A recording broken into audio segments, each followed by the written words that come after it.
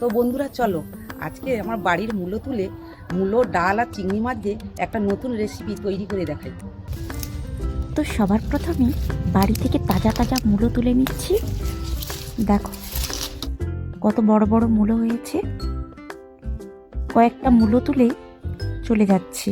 এবারে আমি মূলোগুলো পুকুরে ভালো করে কচলে ধুয়ে নেব। দেখো পরিষ্কার করে আমি ধুয়ে নিয়েছি। এবার বটিতে মূলোর গায়ে যে পাতলা ছাল আছে সেটা তুলে লম্বা লম্বা করে মূলোগুলো কেটে নেব।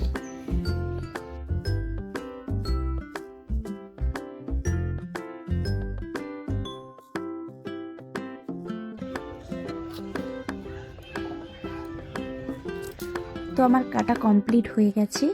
আলুও কেটে নিয়েছি, কিছুটা মসুর ডাল আর চিংড়ি মাছ নিয়েছি। এবার উনুনটা ধরিয়ে কড়া বসিয়ে কিছুটা সরষের তেল দিয়ে চিংড়ি মাছে লবণ আর হলুদ মাখিয়ে ভালো করে চিংড়ি মাছ ভেজে তুলে নেব।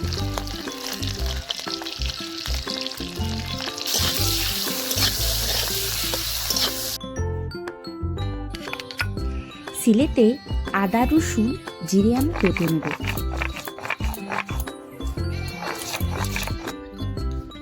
তো দেখো বাটা কমপ্লিট।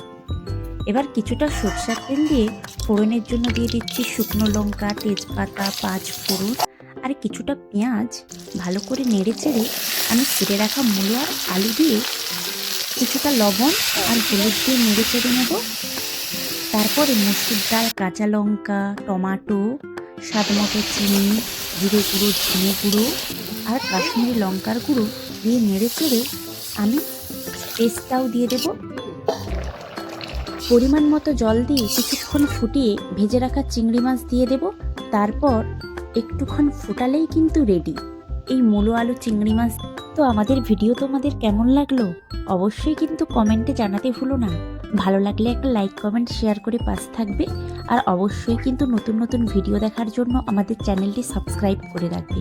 কেউ যদি ফেসবুক পেজ থেকে দেখে রাখো তাহলে ফলো করে দেবে।